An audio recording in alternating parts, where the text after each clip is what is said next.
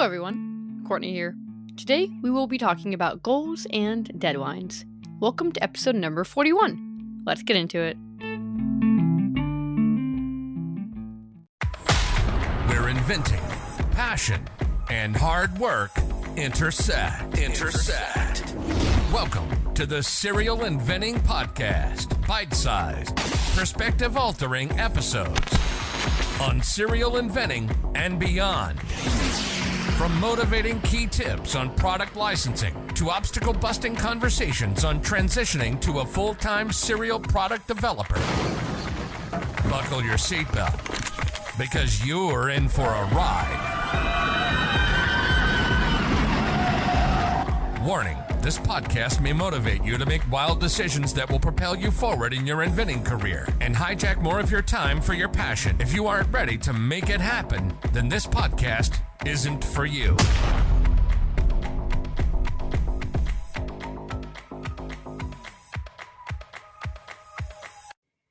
In keeping with the right mindset on creating habits, it's important to also set deadlines for your goals, and especially when you are feeling overwhelmed and don't have much time to focus on inventing. Often, it's because we are stuck somewhere or don't know what to do next. First, you need to set a goal. Let's say your goal is to finish your sell sheet in 2 weeks from now. Pro tip. As a serial inventor, I like to do as much of my sell sheet as I can in one sitting, and when I start to be unsure of what should go where and what benefits to use, I will stop. I know when I become unsure, I need time away from it, for my thoughts to become solidified. So I will come back a few times at a later date and have noticed I create much better sell sheets when I give my thoughts some rest. I often notice things I hadn't before. So when you start to become unsure of something, stop and walk away. Now that you have your goal of finishing the sell sheet in 2 weeks, you need to draw a line from point A to point B, like a roadmap, to hit that goal. When you don't have someone to hold you accountable, you must do it yourself. And roadmaps are essential to achieving your goals, so you can achieve your dreams. So go ahead and write out all of the steps you need to do to hit that goal. It will probably include working out the one-sentence benefit statement, the benefits, captions, maybe a tagline, a name, and all of the images. It might include getting a 3D model or prototype done if you hadn't done that yet for your product shots, as well as researching how other products on the market similar to yours are marketed, or even brushing up on how to properly create your marketing copy, like your benefits, on your sell sheet. All of this can feel really overwhelming when you put it into bite-sized pieces. But just like the last episode on tiny tasks, you must do this if you don't know how to move forward or have very little time each day to focus on it. Once you write it out, you now need to start placing deadlines on each item or group of items. This may look like researching other products first, to be done in 3 days, working on your marketing copy, such as your benefits in one-sentence benefit statement, in 5 days, and your product shots and sell sheet layout in 10 days. Then separate yourself from the sell sheet and come back on the 14th day and see if anything better or new comes to mind as you look at it. Often when we look at deadlines like this, with such a busy life, we end up doing everything at the last minute. And if you set up slightly arbitrary deadlines like this, it works out well. As for example, on the 3rd day, you will spend 1 hour researching everything, and then have 2 days off until you then need to work in a burst to get your marketing copy done, and so on and so forth. At the end of the day, what matters most is not when you get it done, but that you do. You must, as we say, be making it happen, or it really will never happen. Sometimes it is hard to hold yourself accountable, especially when it is easy to blow yourself off. And if you do this often, head back over to episode 9 to work on a priorities Eisenhower matrix to help with that. If I ever catch myself in that rabbit hole of a not getting anything done hell loop, I will set alarms for myself, and I will be adamant about it. I will pick a time I want to be focused working and set an alarm 5 minutes before that time as a warning to myself to be prepared to start working and be at my desk. Then I will have another alarm go off 5 minutes later to actually start working. And I will set these up usually for a few days a week. It's so easy to get caught up in things, and these alarms can be pretty hard to miss. But not all tactics work for everyone, so find what works for you or consider hiring a productivity coach to help get you on track. Always remember what matters at the end of the day.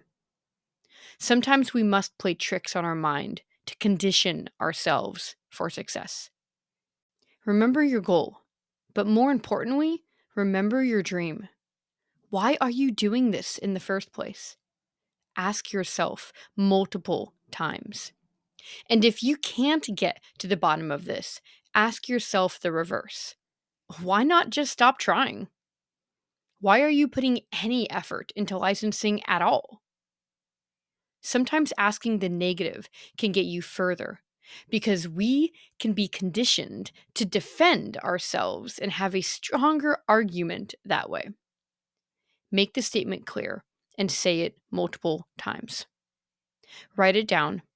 Write it on a piece of paper, tape it to your fridge, your mirror, make it clear to everyone in your household what your dream is. Keep it fresh in your mind. I placed a song in the show notes with some fantastically relevant lyrics in it that might help inspire you as well on this topic. In the book, The Snakes and Ladders of Creative Thinking by Deej Johnson and Billy Langsworthy, in Chapter 3 on Creative Techniques, on page 109 through 112, they have some incredible pages on talking about leaning into deadlines and a cool technique to help you prioritize called the ABCs. Just these few pages, I think, are worth the price of the book for the knowledge it entails. Did I mention this book is in my top 5 favorite books I have ever read in my life? It's exceptional, and I would highly recommend it to any creative in any field. I will leave the ABCs a mystery for you to check out, but I will finish this episode by bringing up the origin of the word deadline as they did as well, and I found it quite fascinating. Now, normally I start my episodes with etymologies and definitions of words, but since the name we are defining is quite fitting for the end, we will end with it today. The Cambridge Dictionary states that a deadline is a time or day by which something must be done. And the origin of the word dates back to the 1860s from diaries kept by captive soldiers during the Civil War. A deadline was a physical line drawn around a prison, and if a prisoner chose to attempt to pass it, they would be at risk of being shot. It was a literal dead line. So, will you create a metaphorical dead line for yourself? How much are you keeping yourself captive to your dreams? How much do they matter to you? Oh, and for those who haven't checked out my new inventor calendar yet, it's not too late to get it. In fact, it is never too late to hold yourself accountable to your dreams. Each month helps you stay accountable with inventor challenges to keep you on your toes and improve your inventing skills every month. Both the book, Creative Thinking, and the calendar links are in the show notes. Thanks for tuning in and taking a few bites with me today. And remember, serial inventors don't make excuses. They make it happen. See you soon!